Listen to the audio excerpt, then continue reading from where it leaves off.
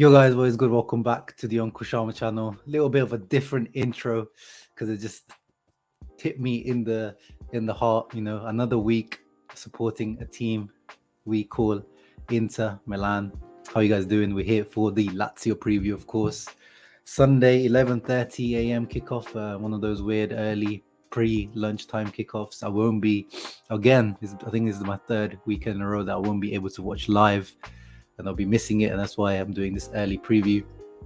I'll be actually at one of my friends' wedding, so yeah, hopefully I'll be getting some enjoyment and people will be tuning in. Can't guarantee what you get, but before we get into the Lazio preview, we got to talk about the big news that broke out just a couple of hours ago regarding Inter's kit, and it's regarding these people right here, the people that have been camping on our kit for all this season. I don't even want to say their name, but we know who they are. Ciao, ciao. Goodbye. Good riddance for nothing. These guys were supposed to give us, I think, 25 million euros for the season to be the main sponsor of Inter. And for nothing, they've been able to sponsor us for the whole season. Serie A, Champions League. And now we're going to get into an historic semi-final.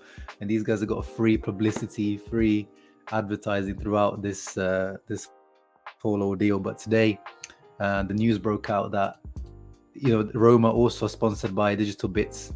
And as reported here by Sky Sport and Matteo Barzaghi on the Interextra Twitter, given the state of current issues, Inter have decided to remove the DigitalBits sponsor logo from the front of their shirts, starting from the Inter-Lazio game this weekend. The decision was made also based on the upcoming games, their importance and global visibility. As I said, like the semi-finals of the Champions League, which is massive. And the news, I think it's also broken out because, as I said, Roma also sponsored by DigitalBits.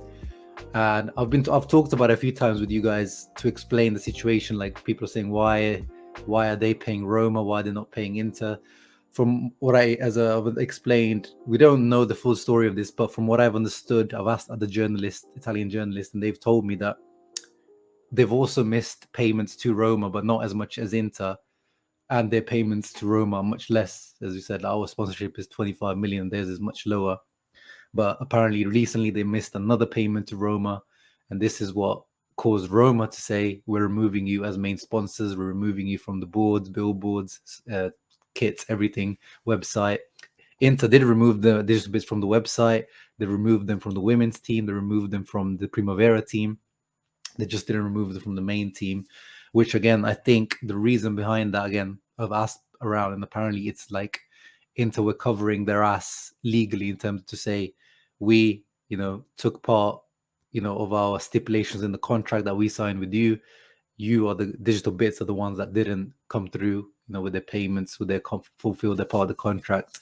I don't know if this kind of, because they've been talking to each other in Roma and Inter regarding the situation. So I don't know if this is kind of a move together that they decide to do, or Inter just followed Roma to do it. But it's good riddance. And so we'll be seeing some clean Inter kits without the logo, without a sponsor.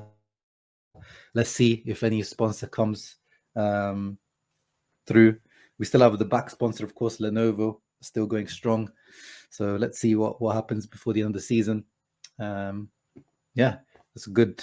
I think that's a good news to start off the preview. Goodbye, DigitalBits. And yeah, let's get into the preview. Into Lazio, of course, we lost the game last time around against them. Sarri, yeah, seems to be a tricky tricky coach for Inzaghi. He's got a mixed record against Sarri, and we've got a very mixed record against Lazio recently when you look at it. So obviously we lost the last game 3-1, but then last season, the last game, we beat them 2-1, and then they beat us 3-1 again at their home, and then we beat them 3-1 at home, and then we drew to them away, and then they beat us away. So one guarantee is that one team apparently will score one goal. As you can see, the losing team always seems to score at least one goal, or only the one goal. The other team, the winning team, is the one that either scores 1, 2, or 3. So which one will Inter be? And that's the question. And you can see Lazio have scored a couple of more goals than us recently as well. It's a very balanced affair last few games. And Lazio in general this season have been very, very impressive when you look at the record here. Of course, the second right now, 61 points behind Napoli. Looking at the form table, they are the form team of Italy after Fiorentina. Oh, yeah, even ahead of Fiorentina and Napoli. 19 points in the last 8 games.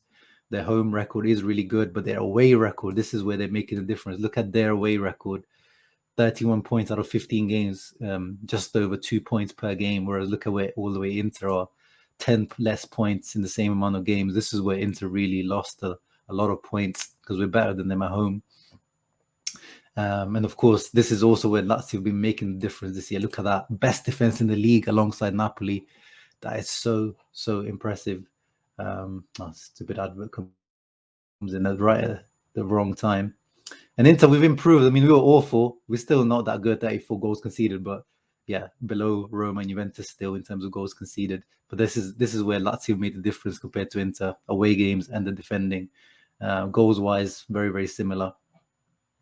So I've explained this before in my videos. You know, I made a video around December time explaining how pragmatism is still king in Italy overall, or is making a comeback, because Sarri, we've seen a very different Sarri now at Lazio. Is not so high pressing, is not so attacking. You don't see too much Sarri ball, the way you associate with Sarri ball. You see a lot more pragmatism, solidity, defensive solidity, not like high pressing, a little bit of a lower block, defensive block. And when you look at it, the fact that he's got the best defense in Serie A, when you've got Provedel, who was the Spezia goalkeeper, who was at a great season, by the way, I'm just saying in terms of the name, Lazzari or Husai at right back, or Marusic, Casale, Romagnoli, or Patrick at centre back. And then left back again, Husai or Marusic, like they kind of swap out in between. So amazing work by Sarri. You know, he's not been given much of a budget either, so great work by him. Impressive work by Sarri. And yeah, if you look at Lazio in terms of, they've got 9 more at the same point last season. You can see it. I mean, he's much less attacking. They've scored 11 goals less than last season, but look at that. They've conceded less than half of the goals they conceded last year. So big defensive improvement. And it's their best defensive season in the last decade, which is, absolutely smashing. So they're not an easy team to score against, clearly, even though on paper they don't look that impressive. So let's get into the predicted lineup. Let's talk about Inter. Obviously, we've got games every few days. It's crazy at the moment, the schedule. But I'm glad that Matty Doms has been rested recently a little bit more. I'm worried about Acerbi. He's been playing a lot of football recently. I'm worried about him, but yeah, let's keep going until things go wrong, I guess. Brozovic looks like we'll make a return. I think it's clear. I think the rotations at the moment with Inzaghi. When Dzeko starts, if it's Dzeko Lautaro, we pretty much know now there will be Correa Lukaku the next game. If Brozovic starts, it looks like Hakan starts the next game. Like, there's clear premeditated rotation. It doesn't really matter on the opponent by the looks of it with Inzaghi. Di Marco retains his spot ahead of Gosens, which I don't mind. Di Marco had, his injury issues a few weeks ago, so he's not currently overused. Mkhitaryan continues, of course. If he's not injured or dying, he continues to play. And there was rumors that Roberto, Bobby Gags, Gagliardini, the White Pogba was about to start again against Lazio. Early predicted lineups from Sky Sports were indicating that. But for now, it's got Nicolo Barella in there. But we know Inzaghi, even before Inzaghi, even Conte used to do it. But for some reason, this whole Milinkovic-Savic needs to be man-marked by the physical midfielder. And they didn't even work out last time around. I mean, even in the Conte, it didn't really used to work. So I don't know why it seems to be such a go-to tactic for Inter coaches to do this Gagliardini on SMS. But I hope that doesn't happen, because we played him in the first leg and it was like playing a man down. I'm fine with Gagliardini against smaller teams, but against bigger teams, we need to be dominating the midfield. Because Lazio have one of the few midfields that, can beat Inter's midfield technically. Luis Alberto, Milinkovic, Savic, and depending on who the third guy is, could be Matthias Vecino, who has been a good signing for them. I'm not surprised, but I've always said people were always extra harsh on that guy anyway. Looks like Dumfries returns on the right. Not too mad at it, but I felt like Bellanova deserved some more minutes now that he did impress against Empoli. And as I said, Lukaku, Correa up front. Correa, we need something from him against Lazio. Come on, bro. It's your ex-team. You got to do something. Yeah, good lineup. Pretty happy with that, to be honest. And Lazio, yeah, as I said, like, look at that. Defending-wise, you think like that's a defense that concedes at least 40, 50 goals a season. But no, they've been very, very solid. Casale has been a great signing. Romagnoli has been a great signing, which I wasn't sure about, but it has been. And yeah, look at the midfield here. Good quality in that midfield. Immobile is playing, even though he had a car crash a few weeks ago, but it looks like he's back already. Zaccagni has been probably the most informed player for Lazio and probably, one of the MVPs of the Serie A season. So he's definitely one to watch out for. And Felipe Anderson, we know he's like, he always turns into like Ronaldinho against us. So yeah, definitely not going to be an easy game. They've got pretty full. Yeah, look at that. No injuries. They've got a full squad. Lazio, whereas us, guess who's still out? Our boy, Milan Skriniar. But apart from that, we've got a full squad as well at the moment. So we're at home. Another 70,000+, I think, will be at the San Siro. Of course, the hype for the Derby di Milano, in the Champions League is building, but we got to focus. We got to catch up to Lazio and the other teams. So have a quick look at the table, how things are progressing. We're sixth. This is a chance for us to catch up on Lazio and all the other teams. Milan will be playing Roma, so hopefully a draw for both teams there. That would be great. A draw. If Roma can hold them to a draw at home, that would be fantastic. Elsewhere, Torino could hold Atalanta. That could do us a favor. And hopefully, Bologna as well, holding Juventus, could do us a favor, continuing their good form.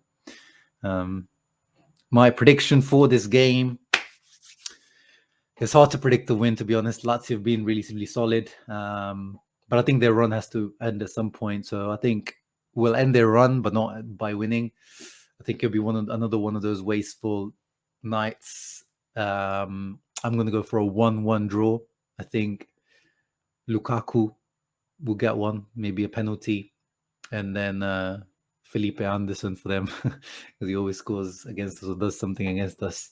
So not a result that really we need for our top four race, but it is what it is. I just struggle to predict a win, even though we have recovered, and I hope we do keep this momentum going, the recent momentum.